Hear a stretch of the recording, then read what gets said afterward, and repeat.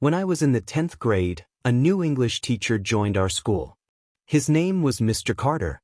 He was young, charismatic, and had a warm smile that instantly made him popular among students. With his dark hair and kind hazel eyes, he was the subject of admiration for many girls in school. They would often find excuses to walk past his classroom just to steal a glance at him. Mr. Carter, however, remained professional and dedicated to his job. He was respected by both students and teachers alike. Despite the admiration he received, he never let it distract him from his passion for teaching. I, too, admired him, but unlike my classmates, I was too shy to express it. While others giggled and joked with him, I focused on my studies.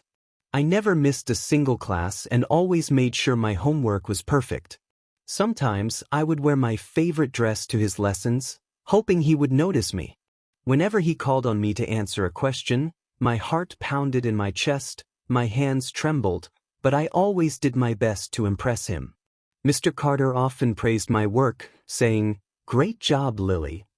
Those words made my day, and I found myself thinking about him all the time. I even dreamed about him at night. One day, I discovered that he lived near my neighborhood. Occasionally, I would take a longer route home just to pass by his house. If he saw me, he would smile and greet me, and if he was with his friends, an unexpected pang of jealousy would hit me. But then, everything changed. As I moved to the 11th grade, I received heartbreaking news. Mr. Carter had accepted a new job in another city. He was leaving. The thought of not seeing him every day was unbearable.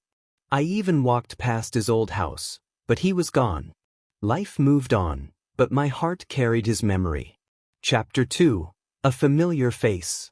Years passed, and I immersed myself in preparing for my university entrance exams. To improve my English, I enrolled in extra classes. On my first day, I walked into the classroom and froze in shock. Standing at the front of the room was none other than Mr. Carter. "Welcome back, Lily," he greeted me with a warm smile. For the next 6 months, I worked harder than ever. I became one of his best students, and as time passed, we grew closer. After class, we would talk about our lives. He would ask about my future plans, and I would ask about his experiences after leaving our school. Then, one day, he did something that took me by surprise. He offered to walk me home. I could barely contain my happiness. Soon, it became a routine.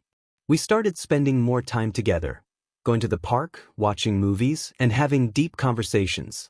Our bond grew stronger, and one evening, under the soft glow of the city lights, we shared our first kiss. It felt like a dream. For a while, I believed Mr. Carter was perfect. But dreams have a way of fading. One evening, he told me he had received an incredible job offer in the United States. He had to leave. My heart shattered. We promised to stay in touch. At first, we exchanged letters regularly, but as time passed, life got busier. The letters became less frequent until eventually, they stopped. I started college, and he became a distant memory. 8 years slipped by like sand through my fingers. Chapter 3. The Final Goodbye. One day, while scrolling through social media, I stumbled upon Mr. Carter's profile. My heart skipped a beat. With nervous excitement, I sent him a message. To my surprise, he replied instantly. We decided to meet.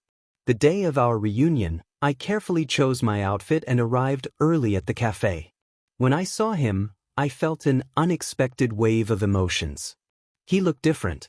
Time had softened his features. His once bright eyes now held traces of exhaustion, and he had gained a little weight. We talked for hours, reminiscing about old times, but something felt different. The chemistry, the excitement, the deep connection I once felt, it was gone. That night, I looked through old school photos. I smiled at the memories, but I realized something important. I had changed. The girl who had once adored her teacher had grown into a woman with new dreams and ambitions. A week later, Mr. Carter messaged me, "It was nice meeting you. I hope we can stay friends." I replied, "Thank you, Mr. Carter. It was nice seeing you too. I wish you all the best." We exchanged a few more messages, but I knew it was time to move on. One evening as I walked through the park, it started to rain. I remembered the time he had walked me home in the rain, but instead of sadness, I smiled. Life, I realized, is like the rain, sometimes cold and painful, but always nurturing new beginnings. Mr. Carter was a part of my story, but he was not the ending. Life moves forward, bringing new people, new dreams, and new love when we least expect it. And sometimes, the best moments come from learning to let go.